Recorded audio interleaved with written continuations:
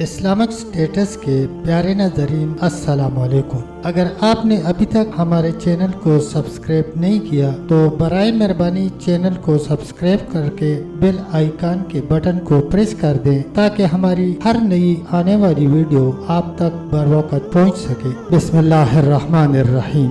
سلطان صلاح الدین نے 20 رجب کو اپنے لشکر کو اس جانب منتقل کر دیا جہاں سے حملہ کرنا مقصود تھا۔ اس رات منجنی کے نصب کروانی شروع کر دی۔ صبح ہونے سے قبل منجنی کے لگ چکی تھی، بلکہ اپنا کام کرنے کے لیے بھی مکمل طور پر تیار تھی، جو اب انہوں نے اپنا کام شروع کر دیا۔ دوسری طرف فرنگیوں نے فصیل کے اوپر اپنی مجانیق کو نصب کر لیا۔ دونوں طرف سے پتھراؤ شروع ہو گیا تھا۔ فریقین کے مابین سخت ترین لڑائی ہو رہی تھی۔ امام ابن الاسیر کے بقول ایک دیکھنے والے نے دیکھا کہ ہر ایک فریق اس لڑائی کو دین سمجھ کر لڑ رہا ہے، اور یہ بات بھی ایسے ہی کہ دین ہی وہ چیز ہے جو انسان کے اندر کو متحرک کرتی ہے، موت کو اس کے لیے محبوب بنا دیتی ہے، اپنا سب کچھ اس پر لٹا دینا اس کے لیے آسان ترین بنا دیتی ہے۔ لوگوں کو اس بات کی ذرا برابر بھی ضرورت نہ تھی کہ انہیں لڑنے مرنے موت کے دریا میں کودنے پر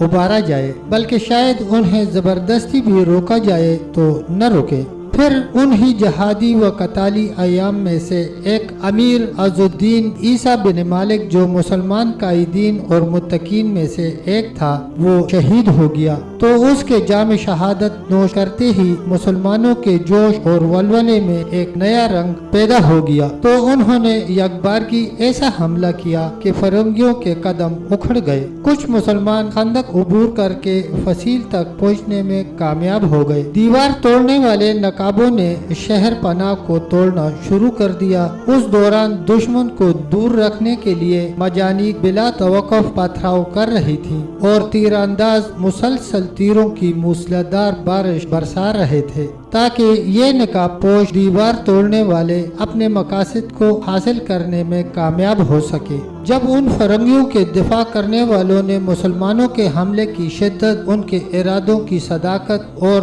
القدس رسول معظم صلی اللہ علیہ وسلم کی شب معراج کی عارضی قیامگاہ کو چھڑوانے کی خاطر موت کو سینے لگانے کے جذبات کو دیکھا تو انہیں اپنی ہلاکت و بربادی کا یقین ہو گیا، اور سوائے امان طلب کرنے کے کوئی چارہ باقی نہ رہا، تو وہ مذاکرات کرنے کے لیے مائل ہو گئے۔ دنیا میں کافر قوموں سے مذاکرات کا طریقہ بھی یہی ہے کہ جہاد جاری رکھا جائے اور اللہ کے دشمنوں کا گھیرا تنگ کیا جائے کہ وہ مذاکرات کی اپیل کرے۔ یہ نہ ہو کہ مسلمان کمزوری دکھاتے ہوئے خود مذاکرات کی دعوت دیں، اور وہ بھی مغلوبانہ جمہوری انداز میں کہ جس طرح آج کل ہو رہا ہے۔ پہلے مسلمانوں پر ظلم کیا جاتا ہے، ان کو ذلیل کیا جاتا ہے، اور پھر مذاکرات کی سازش کر کے ان کو نام نہاد معاہدوں کے جال میں پھنسا کر بے بس کر دیا جاتا ہے۔ اسی طرح مغلوب عیسائیوں کے معززین جمع ہو کر سلطان کے پاس امان طلب کرنے کی غرض سے آئے، اور سلطان صلاح الدین رحمت اللہ علیہ سے اس شرط پر امان کے طلبگار ہوئے کہ بیت المقدس ان کے حوالے کیے دیتے ہیں۔ تو آخر سلطان نے ان کی طلب کو مان لیا اور بیت المقدس لے کر انہیں امان نامہ دینے پر راضی ہو گیا۔ سلطان نے اس شرط پر امان دی کہ عیسائی باشندوں میں سے تمام مرد فی کس 10 دینار اور عورتیں فی کس 5 دینار اور بچے فی کس 2 دینار جزیہ دے سکیں، تو وہ اپنا ضروری اسباب اور جانیں لے کر چلے جائیں، اور جو اس فدیہ یعنی زر تلافی کو ادا نہ کر سکیں وہ بطور غلاموں کے مسلمانوں کے قبضے میں رہیں گے۔ عیسائی اس شرط پر رضامند ہو گئے، اور بالیان بن بارزان اور بطری کے اعظم اور داویہ اور استباریہ کے رئیس اس رقم کے ادا کرنے کے ضامن ہوئے۔ بالیان نے 30,000 دینار مفلس لوگوں کے واسطے ادا کیے، اور اس جزیے کے ادا کرنے والے تمام لوگ امن کے ساتھ شہر سے نکل گئے۔ ایک بہت بڑی تعداد لوگوں کی بغیر جزیہ